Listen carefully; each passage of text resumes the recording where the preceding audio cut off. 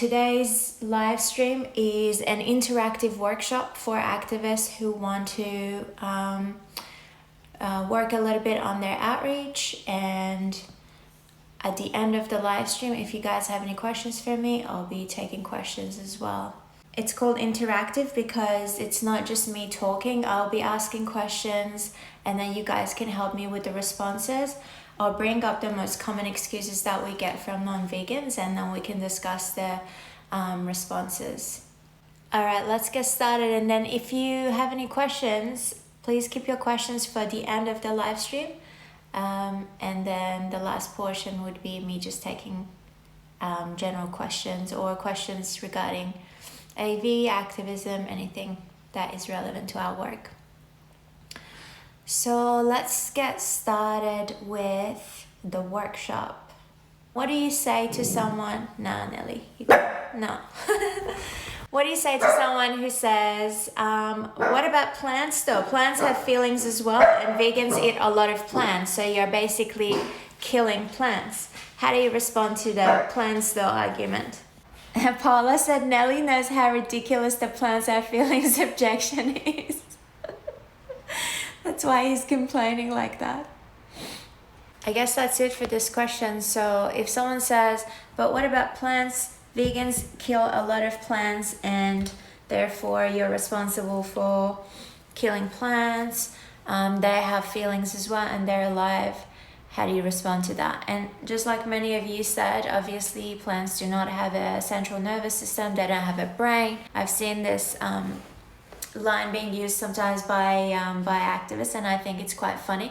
So if you're outreaching someone, especially if they're standing like where there's grass, and they're standing on the grass, and then you can ask them, oh, so you're actually standing on grass, are you going to move? Because you're actually standing on a live being, someone who has feelings and they can feel pain.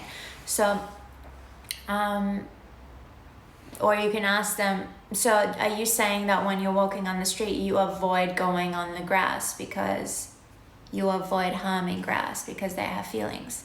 Another really good argument, which I like, well, not an argument, the response that I like is the one about firefighters going back to save plants. That literally never happens. So if your house is on fire and the firefighter goes in, they get your children, they get your animals. If they come back and you say, oh, did you save my plants? They will just laugh at you. Nobody is going to risk their life to go back in and save a plant. And that's because it's just not the same. Yes, they are alive in the way that they are breathing oxygen, etc., and they grow, but they're not a sentient being. It's happened to me when people bring up this plants argument, and I remember once I was outreaching a guy who was there with his family, so his wife and children, and he brought it up. And I just looked at him because it looked like he was kind of smiling. And I said, even you're laughing at how dumb this is. And then they all started laughing. And he was like, yeah. So like you can even approach it like that, you know? I didn't really need to debunk it. He admitted himself that he was just taking the piss. So then we moved on to the next thing. But don't avoid responding to these arguments no matter how dumb they are, no matter how stupid and ridiculous they are. Because that's literally our job as an outreacher. We're there to debunk all these arguments, and they're always the same. It's like 10 or 20 that are very common, and every non-vegan uses those. How do you respond to the argument when someone says, actually humans are omnivores, meaning they can eat anything. They can eat plants and animal products or animal flesh. How do you respond to that one? So if someone says humans are omnivores, like some of you said, that's what I would say as well. Just because you can do something, just because you're able to do something, does that make it morally okay to do it? And I would say it as a question rather than a statement. So instead of saying just because you can do something doesn't mean you should do it, I would ask them, just because you have the ability to do something, do you think it's morally okay to do it? For example, if you have a penis, then does that make it okay for you to rape? If you have hands, does that make it morally okay to choke someone and kill them? Just because you have a leg and a foot, does that make it morally okay to kick little children in the face? So the fact that you're physically able to do something doesn't morally justify doing that thing if it's an evil act, if it's wrong, if it's morally and ethically wrong. That would be basically the response. I know that we can get into how our bodies are actually designed differently in terms of our digestive system, our jaws, our teeth, how we don't have claws and things like that. We can get into that as well, but I personally like to just start by saying just because you have the ability to do it doesn't mean you should do it. And we're still arguing about whether humans are actually herbivores or omnivores, but again, it doesn't matter as much, because even if we are designed in a way that we can eat both plants and animal products, that means if you can survive and thrive on just plants, then why are you killing innocent beings needlessly? So if you don't need to, because I feel like the answer is in their question or in their statement. If we can eat both sources of food, then why are you choosing the cruel, evil one? Just go with the more ethical option if you can just survive on both. Let's say you're talking to someone who's still living with their family, and they say, if I go vegan, my family will basically disown me. They won't talk to me, they won't give me money. Or if someone says, if I go vegan, my family will stop talking to me, my friends will stop talking to me, my partner will leave me. How do you respond to those kind of questions? So the way I would respond, even if this person has been married to their partner for 20 years or whatever, right? Because even when you live with your family, you grow up in the same family, or you have been in a relationship with someone for a significant amount of time, what happens sometimes is as you evolve as a human being, your values might change, right? So you might end up believing in things, you might end up opening your eyes to things, you might end up accepting the truth, and your partner may not choose to go down the same path. So what happens is you grew apart, right? What I would say to this person is, if your wife is going to divorce you based on the fact that you have decided to stop participating and paying for animal cruelty, you gotta ask yourself, is this person aligned with your values? If veganism is a value to you, if animal rights is a value to you, just like non-racism or non-sexism is. So someone did bring up the fact that they wouldn't have the same approach if it came down to another injustice. And I think that's exactly the point. So ask them, if you were a racist and your wife was a racist when you got married, at some point you realize that you've been an ignorant piece of shit. You open your eyes and you decide to be a better person, so you stop being a racist. Are you then going to be okay with your wife saying, I'm going to divorce you now that you're not a racist anymore? This is exactly the same thing. We're talking about speciesism, which is a form of discrimination.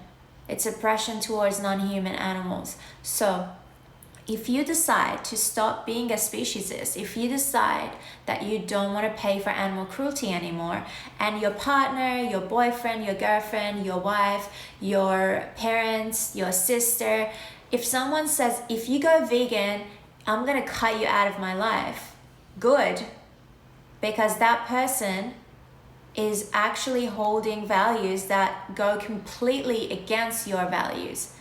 And I know that it's uncomfortable. I know that it's going to be painful to end a relationship or to cut your family off completely, but you got to put your values first. So again, if you're married to a rapist or someone that supports rapists, at some point, if you realize that's evil and you don't want anything to do with it, it shouldn't be that they threaten you that if you did stop, then they will divorce you. Shouldn't it be the other way around? Like, shouldn't it be like, okay, now that I've opened my eyes to the truth and the reality that rape is wrong, if you continue raping or supporting rapists, I am the one going to leave you because your values and mine don't align.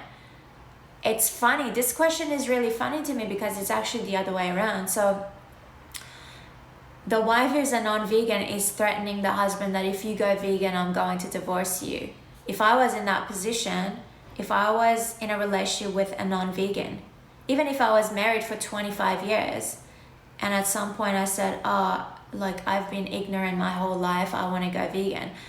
Not only I would go vegan, regardless of what he thinks, but I would say, look, if you're not going to go vegan, if you're going to continue supporting animal cruelty, if you're going to pay for animals to be tortured and murdered, I'm going to leave you.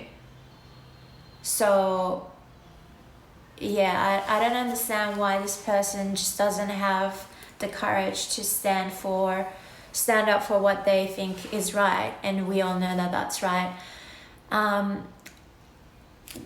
But yeah, I wanted to change the question a little bit so that it applies to maybe more people. So if somebody that you're talking to is worried that they're going to lose their relationship, their family, friends, whatever, because if they go vegan, people are going to just cut them out of their life, or they're going to divorce them or leave them or break up with them, then you just need to explain to them how when you hold on to a value, then you're going to have to defend your values. You're not going to disrespect your own values because you don't want to lose another human being in your life. That just means that you're giving into the pressure and you're actually discounting on your own values as a human. So that's how I would respond. Someone said, how do you respond to people that say veganism is a privileged thing and like it's only for rich people or it's only for white people? How do you deal with that? I thought it was interesting because it's not very common, but I've heard this before. Plants are the cheapest food on the planet, like rice, beans, potatoes, corn, bananas, other fruit, and that is true everywhere in the world, right? But I would prefer to make the other points before I make that point, because again, by saying that, we're focusing on the diet aspect of veganism, which we shouldn't focus on too much as the main point. So you can bring that up later.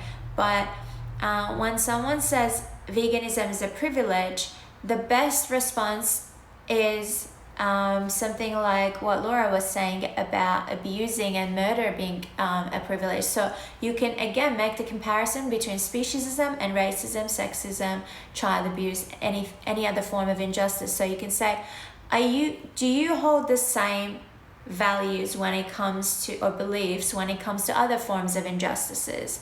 Do you think that racism or anti-racism is also a privilege? Do you think that holding values that are against child abuse or being against homophobia or being against sexism, do you think that's a privilege? Do you think that only applies to a certain race? Do you think that's only happening in the West? Do you think that's only specific to like rich people? Just ask them the question instead of making a statement. Just let them think, because again, it's ridiculous. Speciesism is a form of discrimination. Compare it to any other form. Like the most common ones are sexism and racism. When you're talking to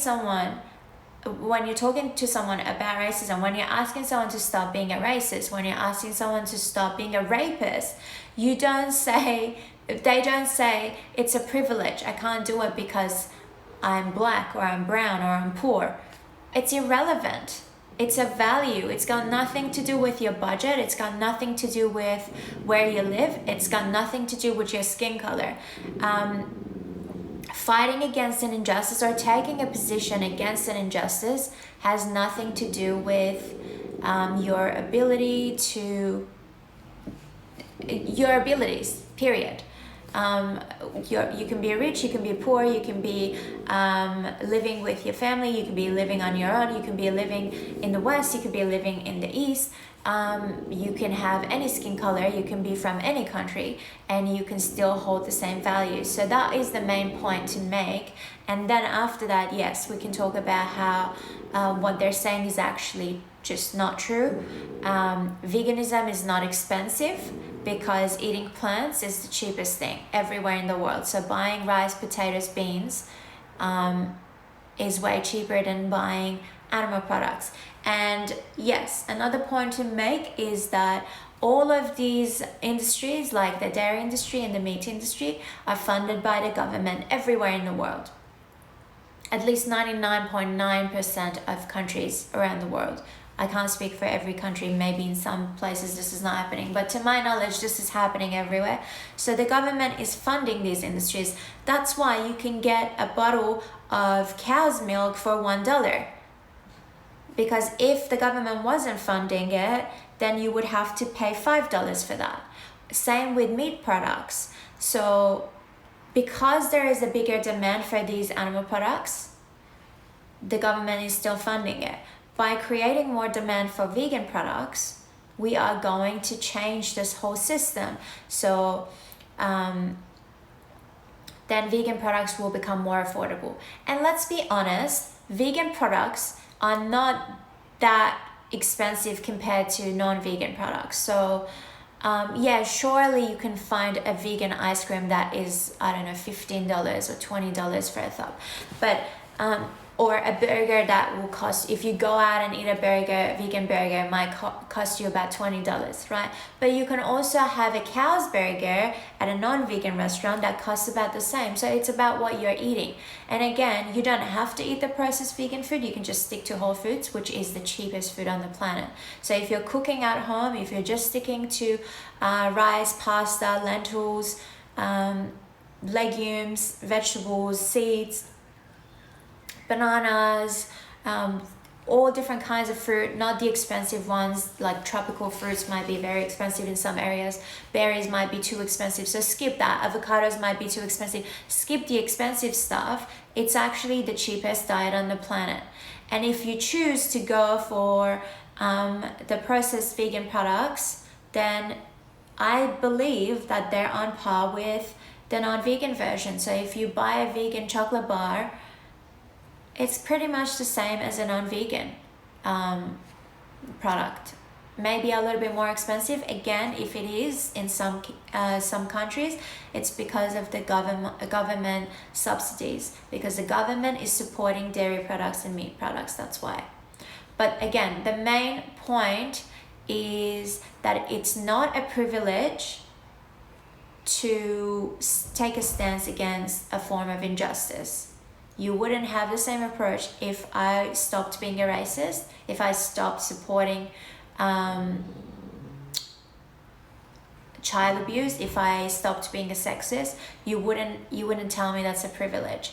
So it's actually, I can't remember who said it, but someone said it's actually a privilege to be able to take someone's life needlessly. So for these people that are paying for animals to be tortured and killed, that's more of a privilege. That made you angry, Nelly? Just that point? Come here.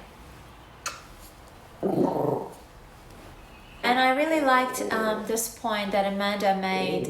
If I had to spend a few more dollars, if it meant saving someone's life, I would pay for it. And that's exactly right. So once you're convinced that animal cruelty is wrong, once you're convinced that you don't want to be a part of that anymore, you're willing to do whatever you can to stick to your values. So if that meant spending a little bit more money, obviously if you can afford it, if that meant eating boring food for the rest of your life, if that meant not doing certain things, not participating in certain activities, not socializing with the same group of people, whatever it might be, you're talking about an injustice and you're talking about sticking to your values. So even if you had to make adjustments, like saving a little bit more money so you can spend it on vegan products, if it meant not being able to eat fucking cheese for the rest of your life, who gives a fuck? You're talking about someone's life. So yeah, I do like that point. What do you think about comparing factory farming to slavery?